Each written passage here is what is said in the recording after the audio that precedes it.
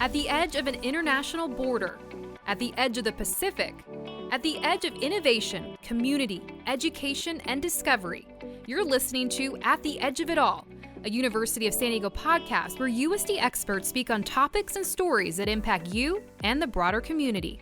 Hi, I'm Elena Gomez.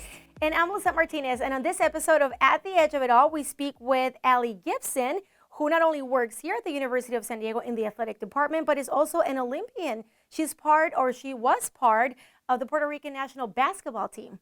Yeah, it was really cool to hear her experience training and also going to Paris for the Olympics. So she gives us a behind the scenes look at what that was like. So let's tune in.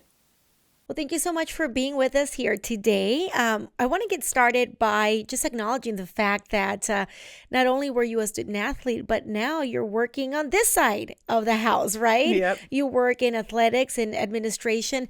Tell us a little bit about your journey in the world of sports. I mean, is this something that you were doing at a very young age? Do you come from a family of a lot of sport people?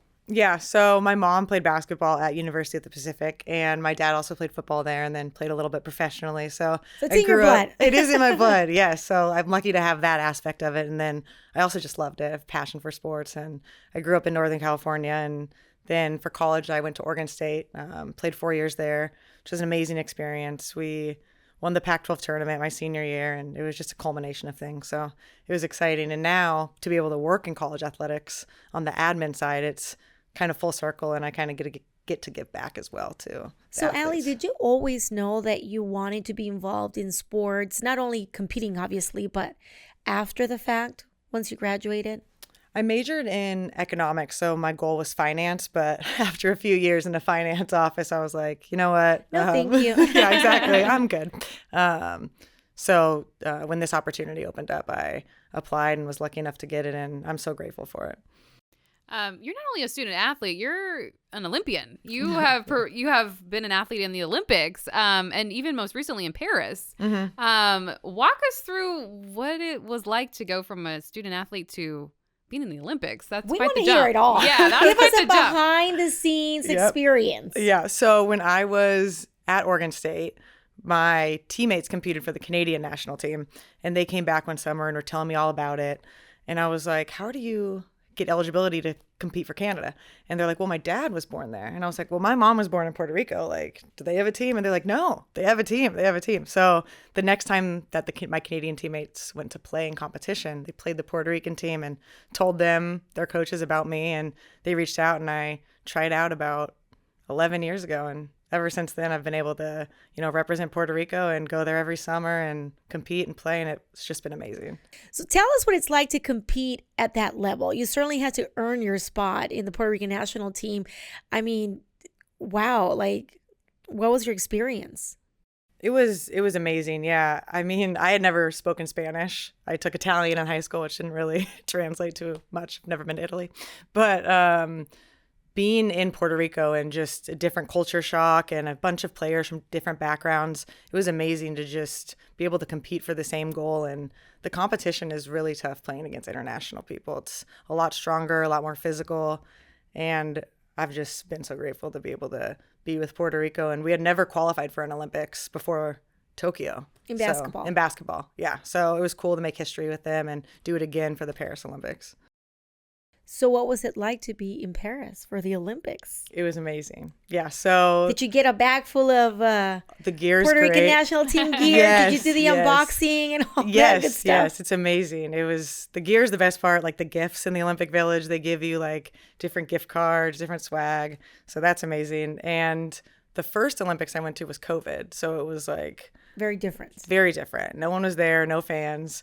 And it had a good kind of aura around it though, because the athletes weren't allowed to leave the village. So like every party was there, like you were everyone... uber focused. Yeah, well, yeah, yes, definitely uber focused, but also like everything was in the village. They couldn't go out. So like Mexico would be like, hey, come and hang out here, and like, different countries you got to do would a lot have more mingling.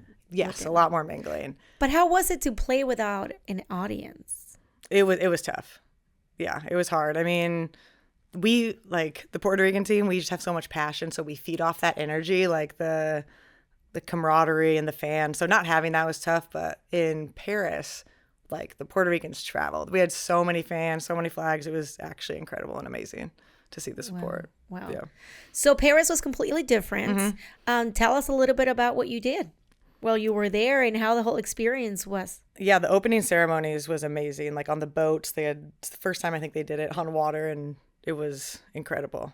I'm assuming it was better in person than on TV. It was also raining. It was also Right, I raining on remember TV. that. So I remember like my parents were also there, so they were watching the boats and kind of texting me for the timing. But at the same time, when your boat passes like the NBC camera, that's when you know you're going to be on TV. And my parents were like, "Hey, you're coming up." And so I was on one side of the boat, and I had to pick between waving to my parents or waving to the NBC camera. And you waved too? The NBC camera. But I still made it around in time to give them a wave. But it was just, that experience was amazing. Just being with all the different countries, and everyone's in their like specific like garb or traditional clothing, which is really cool to see every country, how they dress up and represent themselves. So that was a very cool experience. I bet your mom was also pretty proud of you too, like representing Yes. Puerto Rico. What was that like? I'm sure she was just so prideful for you. Yeah, absolutely. I mean, both my parents, but yeah, my mom specifically was just so proud to be able to see me competing at that level and, competing for Puerto Rico. And twice. Twice, right? yes, yeah. What was another part of the journey that you found to be very exciting, other than the competition, of Yeah, the course, competition but was amazing. in terms of the experience while being there? How long were you there altogether? 2 weeks. We trained in Europe for like a month before though, but 2 weeks in the village. We actually, basketball stayed not in Paris. We stayed in Lille, France, which it Elena was... knows a lot about France because she lived there. Oh, I did. Yeah, I visited Lille. Cute little town. So you know. So it was basketball had its own village. So I had my room was right next to Giannis Antetokounmpo for the Greek team, and it was like the Joker was there. All these like amazing basketball players. So it was cool to kind of have just basketball in one village, and we didn't have the cardboard beds because we were separated. You had the regular beds. We had the regular beds, our own rooms. It was very cool. Were you like starstruck by anyone in particular? Gosh, in I the wish I world could be of basketball? cool. I wish I could be cool and be like, no. Yes, I was starstruck the entire time. I was like, oh my gosh, these people are amazing. And the most popular people in the village are usually like the gymnasts and the tennis players, actually. Right. So it was cool to see everyone and kind of see how they compete and how they focus going into their competition, and then how they are after, like celebrating and trying to be part of like the community. What about competition time? Can you take us through what goes on in your head as you're prepping for these games? I mean, as an athlete, you're used to performing all the time and being under pressure. Is it just another level when you're at the Olympics, or do you just take it as any other important competition? There's definitely a different level to it. Our first two times, or the only two times we made it, we were underdogs, so we had to upset someone to get in. So when we were in the village, we kind of had this, well, there's nothing to lose, mentality. So every game we went out, I think we came back from like an 18-point deficit one game, and then another huge deficit the next game. And we played every game like really tough, within 1 to 2 points. And it was cool we played against Spain, which is like such a big country. Wow. And then we're like little Puerto Rico, and we took them to the wire. I think we lost in overtime, but it was just amazing to see everyone come and visit, and just, you can't chase that high, that feeling of being on the court and playing and competing at the best level. What does it entail training wise to go from a student athlete to performing in the Olympics? What is it? Very similar? Are you training a little more? Like, what is the difference, and how do you, like, if a student athlete's listening and maybe they're interested, how do they make that transition and that jump? Yeah, for basketball specifically, I think it is more working on your individual game, because when you're in college athletics, which it should be, you're so uber focused on the team for 4 years. Well, now it's changing. Maybe it won't be 4 years, but you're super focused on, being a great teammate and how the game plan works. And then when you graduate, it's kind of like you have to take accountability for yourself and your professional career. So you have to focus more on like your shots. You don't have a schedule of college being like, hey, you got to go in to practice at this time. You have to lift weights. So there's an accountability that you have to take on your own, which is extremely difficult, but it's worth it because you know that you're doing it for yourself and you're doing it to hopefully reach a level that you didn't think you could.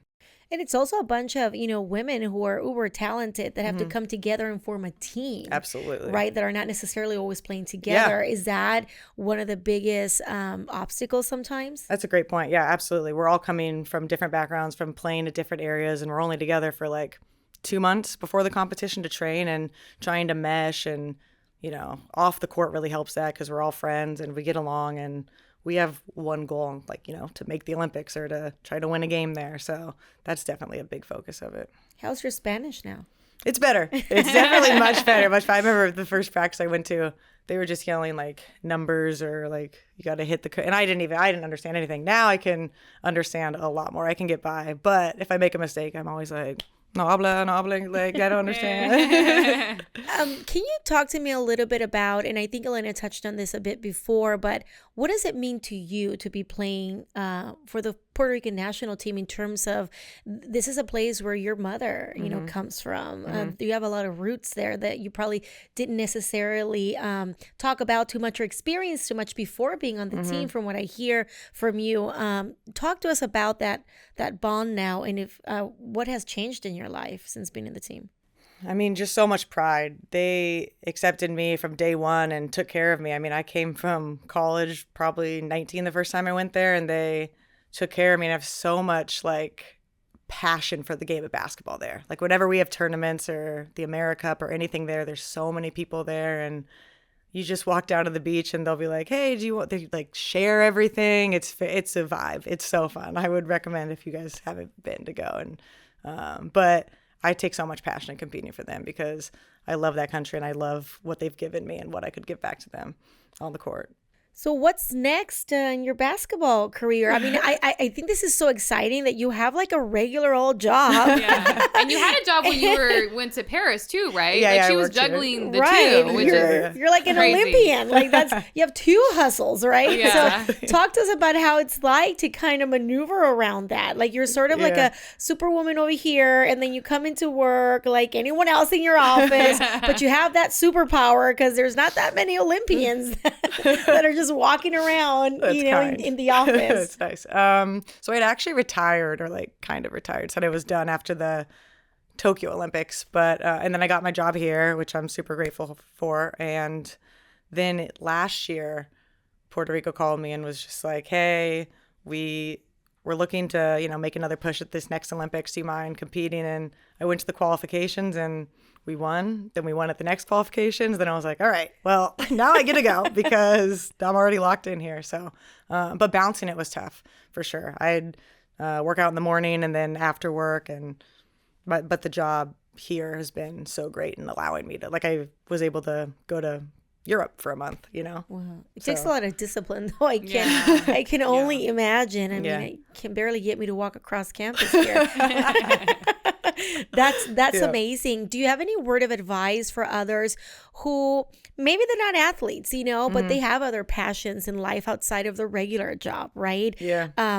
Do you have any advice for them on how to pursue what you really love in the midst of having a regular job, in the midst of working on your career, and that the two may not be the same? Totally. Life is short. I just think it's important to have your passions as well as your career. Sometimes they combine, but if they don't, just to pursue so many things outside of your career so that you can be fully balanced and do what you love in life.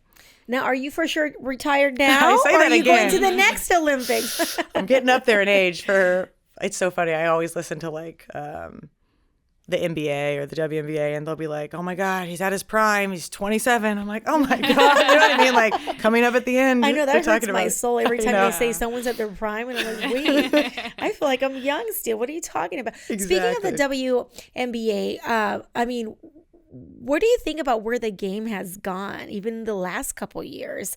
I mean, it must be amazing to watch. Oh, I love it. I mean, there's just so many eyes on the game. And even in college basketball, it's amazing to see the progression and to see people tuning in. And once they tune in, they see that there's a product and that product is, fun to watch and amazing. And there's so much talent around women's basketball. So I'm super proud of it, but also like so happy to watch it as well. Do you see it in the young athletes that are coming up in the national team too? Yeah, absolutely. Yep.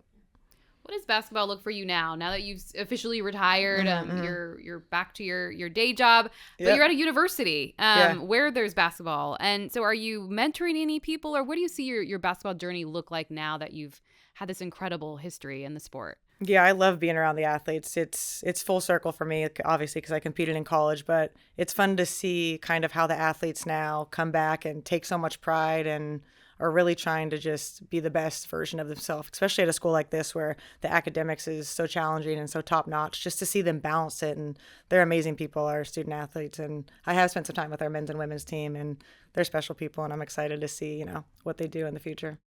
Perfect. Well, thank you so much for sharing your amazing journey with us. Now we can say we have had an Olympian on our couch. Podcast, yeah. Very excited. I really appreciate it. Thank you. Thanks, guys.